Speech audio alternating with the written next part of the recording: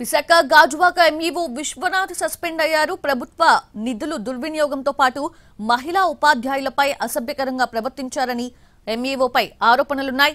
డీఈఓకి మహిళా టీచర్స్ ఫిర్యాదు చేశారు. అలాగే దువ్వాడ ప్రభుత్వ పాఠశాలలో విధులు నిర్వహిస్తూ చనిపోయిన సూర్యప్రభ అనే ఉపాధ్యాయురాలికి రావాల్సిన జీతాన్ని కూడా ఆపే ప్రయత్నం చేశారన్న ఆరోపణలు విశ్వనాథ్పై ఉన్నాయి. దీంతో మృతురాలి సోదరుడు కరుణాకర్ ఏకంగా వడ్లపూడి ఎంఈఓ కార్యాలయం ఎదుట ధర్నా చేశారు.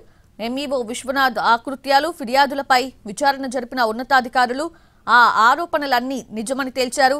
శాఖాపరమైన చర్యలు తీసుకున్నారు. ఎంఈఓ విశ్వనాథ్ ని సస్పెండ్ చేస్తూ ఆదేశాలు జారీ చేశారు. మధ్యకాలంలో మా ఎంఈఓ గారి పనితీరుపై మేము కొన్ని కంప్లైంట్స్ పెట్టాం సార్.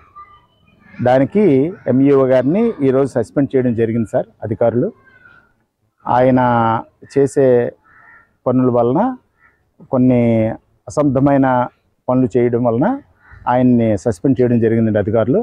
ఈ అధికారులందరికీ మేము కృతజ్ఞత తెలుపుతున్నాం సార్.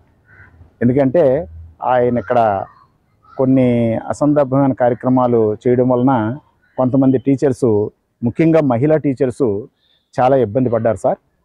దానివల్ల ఏంటంటే